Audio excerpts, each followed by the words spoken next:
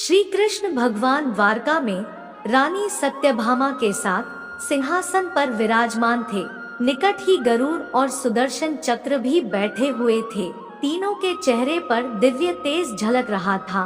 बातों ही बातों में रानी सत्यभामा ने श्री कृष्ण से पूछा कि हे प्रभु, आपने त्रेतायुग में राम के रूप में अवतार लिया था। सीता आपकी पत्नी थी, क्या वे मुझसे भी ज्यादा सुंदर थी? द्वारकाधीश समझ गए कि सत्यभामा को अपने रूप का अभिमान हो गया है। तभी गरुड़ ने कहा कि भगवान, क्या दुनिया में मुझसे भी ज्यादा तेज गति से कोई उड़ सकता है? इधर सुदर्शन चक्र से भी रहा नहीं गया और वे भी कह उठे कि भगवान, मैंने बड़े बड़े युद्धों में आपको विजयश्री दिलवाई है, क्या संसार में मुझसे भी शक्तिशाली कोई है? भगवान मन ही मन मुस्कुरा रहे थे। वे जान रहे थे कि उनके इन तीनों भक्तों को अहंकार हो गया है और इनका अहंकार नष्ट करने का समय आ गया है। ऐसा सोचकर उन्होंने गरुड़ से कहा कि हे गरुड़, तुम हनुमान के पास जाओ और कहना कि भगवान राम माता सीता के साथ उनकी प्रतीक्षा कर रहे हैं। गरुड़ भगवान की आज्ञा लेकर हनुमान को लाने चले गए। इधर श्री कृष्ण ने सत्यभामा से कहा कि देवी, आप सीता के रूप में तैयार हो जाएं, और स्वयं द्वारकाधीश ने राम का रूप धारण कर लिया।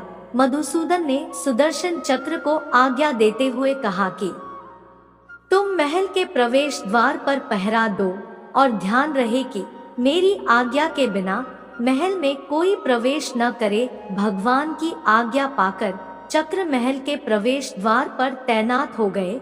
गरुड़ ने हनुमान के पास पहुंचकर कहा कि हे वानर श्रेष्ठ, भगवान राम माता सीता के साथ द्वारका में आपसे मिलने के लिए प्रतीक्षा कर रहे हैं। आप मेरे साथ चलें, मैं आपको अपनी पीठ पर बैठाकर शीघ्र ही वहां ले जाऊंगा। हनुमान ने विनयपूर्वक गरुड़ से कहा, आप चलिए महाराज, मैं आता हूँ। गरुड़ ने सोचा, पता नहीं यह बूढ़ा वानर कब पहुँचेगा, खैर मैं भगवान के पास चलता हूँ। यह सोचकर गरुड़ शीघ्रता से द्वारका की ओर उड़ चले। पर यह क्या, महल में पहुंचकर गरुड़ देखते हैं कि हनुमान तो उनसे पहले ही महल में प्रभु के सामने बैठे हैं। गरुड़ का सिर लज्जा से झुक गया। तभी श्री राम ने हनुमान से कहा कि पवन पुत्र, तुम बिना आज्ञा के महल में कैसे प्रवेश कर गए? क्या तुम्हें किसी ने प्रवेश द्वार पर रोका नहीं? हनुमान ने हाथ जोड़ते हुए सिर झुकाकर अपने मुंह से सुदर्शन चक्र को निकालकर प्रभु के सामने रख दिया। हनुमान ने कहा कि प्रभु, आपसे मिलने से मुझे इस चक्र ने रोका था, इसलिए इसे मुंह में रख मैं आपसे मिलने आ गया, मुझे क्षमा करे। भगवान मन ही मन मुस्कुराने लगे। हनुमान ने हाथ जोड़ते हुए श्री राम से प्रश्न किया, हे प्रभु, आज आपने माता सीता के स्थान पर किस दासी को इतना सम्मान दे दिया कि वह आपके साथ सिंहासन पर विराजमान है? अब रानी सत्यभामा का अहंकार भंग होने की बारी थी। उन्हें सुंदरता का अहंकार था जो पल भर में चूर हो गया था। रानी सत्यभामा, सुदर्शन चक्र व गरुड़ जी तीनों का घमंड चूर चूर हो गया था।